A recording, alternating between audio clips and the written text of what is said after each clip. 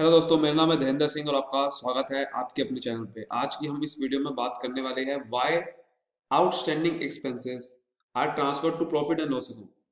क्यों profit and loss account में हम आउटस्टैंडिंग एक्सपेंसेस को लिखते हैं। आपने देखा होगा कि बहुत सारे एक्सपेंसेस ऐसे होते हैं प्रॉफिट एंड लॉस अकाउंट में आते हैं, उसके साथ हम ऐड कर देते हैं आउटस्टैंडिंग एक्सपेंसेस भी। लेकिन ऐसा क्यों करते हैं? तो आज की वीडियो को यही टॉपिक है।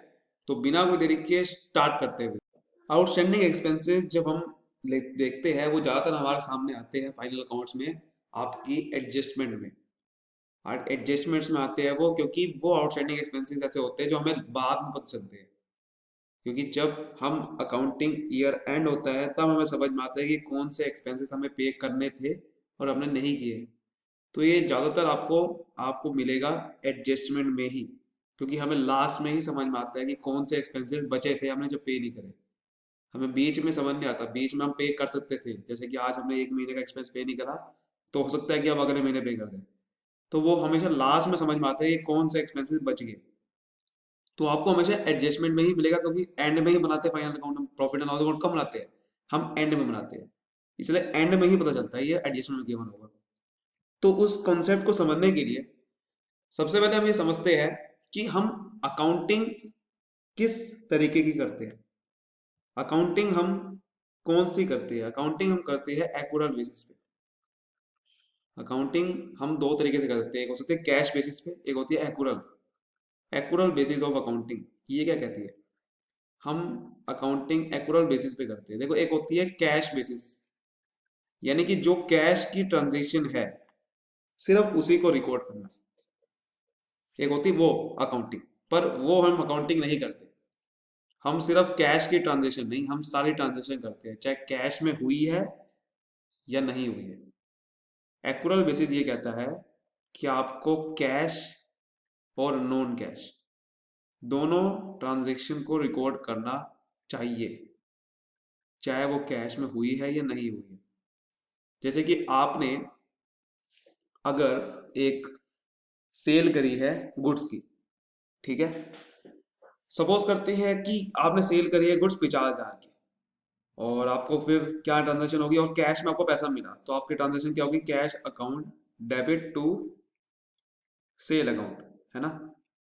लेकिन हो सकता है कि अभी आपने कैश में बेचा नहीं है, आपने क्या करा, उसको उधार में बेच दिया।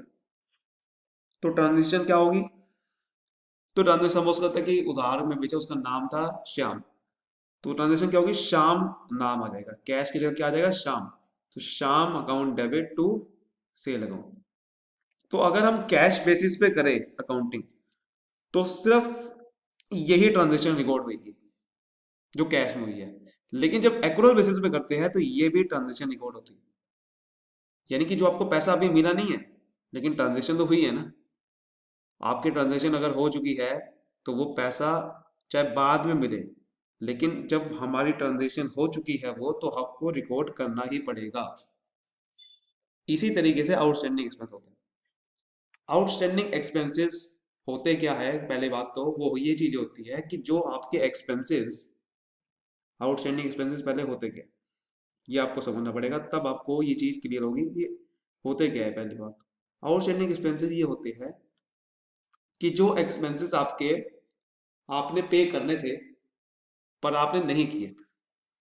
आपने जो पे करना था पर आपने नहीं किया है, वो उसे कहते हैं आउटस्टैंडिंग हो जाना। यानी कि जो ड्यू है बट नॉट पेड।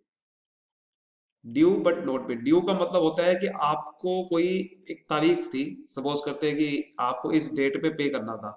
आपको 1 अप्रैल 2021 को कोई पैसा पे करना था, ये तो यहाँ पर पैसा हो जाता है ड्यू। ये होती है ड्यू डेट, यानी कि इस समय पे करना था इस डेट पे, लेकिन अगर इस डेट पे आपने नहीं पे करा तो वो अब बन जाता है फिर हमारा आउटस्टैंडिंग। अगर आपने 1 अप्रैल के बाद कोई आप एक्सपेंस पे कर रहे हो, फिर वो हम माना जाएगा कि आप कोई आउटस्टैंडिंग एक्सपेंस पे कर रहे हो, ठीक है। और एक और आपका कॉन्सेप्ट होता है, इसी के साथ में बता दूं, एक होता है कि आपने ड्यू डेट पे नहीं करा, बाद में पे कर रहे हो। एक्यूरल बेसिस पे सिर्फ ये नहीं आता, एक और चीज भी आती है कि हो सकता है कि आपका 1 अप्रैल को आपको एक्सपेंस पे करना है, ठीक है। आपको 1 अप्रैल को पैसा पे करना है, और सपोज करो कि आपका अकाउंटिंग ईयर कब एंड हो रहा है, 31 मार्च 2021 को, और आप इसी समय 31 मार्च 2021 को क्या बना रहे हो, प्रॉफिट एंड लॉस अकाउंट बना रहे हो। तो यहां पर आपको एक एक्सपेंस का मैं एग्जांपल ले लेता हूँ, सैलरी सपोज करते हैं कि आपको सैलरी पे करनी थी 1 अप्रैल 2021 को। अब 31 मार्च 2021 आ गया, तो क्या ये सैलरी जो मुझे पे करनी थी, क्या मैं 31 मार्च 2021 को रिकॉर्ड करूंगा प्रॉफिट एंड लॉस अकाउंट में? सवाल मेरा ये है। बहुत सारे लोग कहेंगे नहीं करूंगा मैं, क्योंकि आपको तो 1 अप्रैल को पे करना है ना। बिल्कुल सही है आप, लेकिन ये गलत है, आपको इसको भी रिकॉर्ड करना पड़ेगा, और इसको बोलते हैं एक्रूड एक्सपेंस।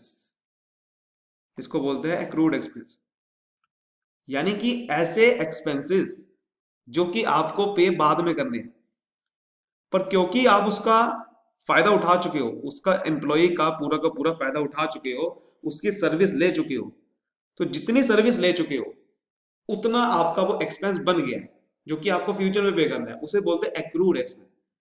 एक होता है आउटस्टैंडिंग, कि जो आपको पे उस डेट में करना था और वो नहीं करा उस समय, तो वो बन जाएगा फिर आपका आउटस्टैंडिंग, जो कि आपको आप लाइबिलिटी बन चुकी है आपके लिए। और एक्रूड एक्सपेंस होता है, ये भी एक लाइबिलिटी होती है, लेकिन ये एक्रूड है कि एक्चुअल में अभी पे बाद में करना है, पर जितना आप उसका फायदा उठा चुके हो उतने तो आपका एक्रूड बन गया ना। 31 मार्च 2021 तक जितनी आप उसके सर्विस ले चुके हो वो आपके लिए एक्रूड है, आपको फ्यूचर में उसका पे करना ही पड़ेगा इतना एक्सपेंस 31 मार्च 2021 तक, इसलिए उसको भी रिकॉर्ड करना पड़ता है अकाउंटिंग में। इसीलिए एक्यूरल बेसिस पे अकाउंटिंग में आपको सब चीजें रिकॉर्ड करनी पड़ती है, चाहे वो एक्रूड है आपका, चाहे वो आउटस्टैंडिंग है। ठीक है, आउटस्टैंडिंग एक्सपेंस इसीलिए ट्रांसफर करा जाता है, मतलब कि जरूरी नहीं है कि आपको कैश में ही कोई ट्रांजेक्शन हो, अगर आपको कोई ट्रांजेक्शन फ्यूचर में होनी है किसी डेट पे, उसको भी आप रिकॉर्ड कर सकते हो अकाउंट में। ठीक है, उसे बोलते हैं एक्रूड। ऐसे इनकम भी होती है, एक्रूड इनकम भी होती है कि जो फ्यूचर में मिलने वाली है, लेकिन शर्त यहां पर एक है कि आप उसकी सर्विस उठा चुके हो। अगर आपकी सर्विस ही नहीं मिली, सपोज करो आपने एम्प्लॉय का अभी एम्प्लॉय को रखा ही नहीं अभी तक अपने काम के लिए, तो कोई एक्रूड एक्सपेंस नहीं है। आप एम्प्लॉय को रखा हुआ है, उससे काम भी करवा रहे हो, लेकिन पैसा आपको 1 अप्रैल को पे करना है, तब माना जाएगा वो एक्रूड।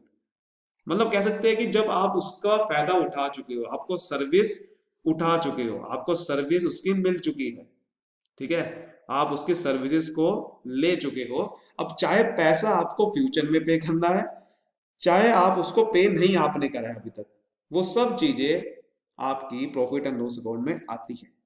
ठीक है, अगर आप किसी सर्विसेज को या गुड्स को ले चुके हो और उसका फायदा उठा चुके हो, तो अब आपके लिए वो एक्सपेंस आपको प्रॉफिट एंड लॉस अकाउंट में लिखना होगा, चाहे उसको आपको फ्यूचर में पे करना है या आपने पे नहीं किया, उससे हमें कोई मतलब नहीं। चाहे आपने फ्यूचर में पे करना है या आपने पे नहीं किया हो, उससे हमें कोई मतलब नहीं। अगर आप उसका बेनिफिट उठा चुके हो जितना आपको उठाना चाहिए था, तो वो आपके लिए एक्सपेंस बन गया है। अब उसको आउटस्टैंडिंग बोल सकते हैं, उसको एक्रूड बोल सकते हैं, लेकिन एक्सपेंस तो एक्सपेंस है। ठीक है, जितना आपने भाई, जितना आपने पैसा पे करना था और उतना ही आप सर्विस उठा चुके हो, उसकी उसका बेनिफिट उठा चुके हो, तो उतना एक्सपेंस आपका बन चुका है। अब भले ही आपने पे नहीं करे, वो आपकी गलती है, भले ही आपको पे फ्यूचर में करना है, वो हमारी हमारी सिर्फ गलती नहीं है, वो हमें रिकॉर्ड करना पड़ेगा प्रॉफिट एंड लॉस अकाउंट में। ठीक है, ये चीज होती है, इसीलिए outstanding expense profit and loss account में ट्रांसफर होता है।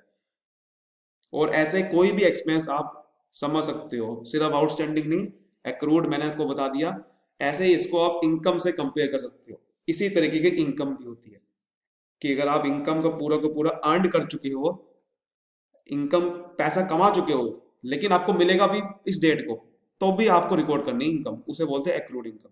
इसी तरीके इनकम के आप एग्जांपल जोड़ सकते हो कि सपोज करो सैलरी है आपको, आप अपनी पूरी सर्विस दे चुके हो, अब आप पैसा, यानी कि आपके हिसाब से पैसा मिल जाएगा मुझे इस डेट पे, लेकिन अभी डेट आई नहीं है वो, तो जितना आप पैसा बना चुके हो, जितना आप पैसा अर्न कर चुके हो, वो आपके लिए एक्रूड इनकम बन जाती है। यानी कि जितने आप अपनी सर्विस दे चुके हो दूसरों को, और उसके हिसाब से आपको पता है कि इतना मेरा पैसा बनता है, वो आपको रिकॉर्ड करना है इनकम। और अगर आपकी कोई इनकम मिली नहीं अभी तक, तो भी रिकॉर्ड करना है। आई होप आपको अच्छे से समझ आ गया होगा कि क्यों आपको प्रॉफिट एंड लॉस अकाउंट में ऐसे एक्सपेंसेस आते हैं, क्योंकि ये एक्यूरल बेसिस ऑफ अकाउंटिंग होती है, ये हमारा प्रिंसिपल भी है, जिसे एक्यूरल कॉन्सेप्ट बोलते हैं। ठीक है, इसीलिए आपका outstanding expenses profit and loss account में ट्रांसफर होते हैं।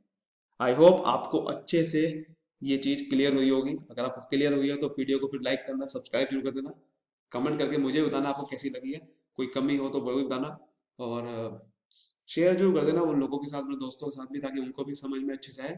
तो ऐसे ही और वीडियो देखने के लिए आप हमारी प्लेलिस्ट में जा सकते हो, कॉमर्स के बेसिक फंडे, जहाँ पर आपको ऐसे और खतरनाक कॉन्सेप्ट मिलेंगे और अपने कॉन्सेप्ट क्लियर कर सकते हो। मिलते हैं चलो अगली वीडियो में, तब तक bye bye, thank you so much.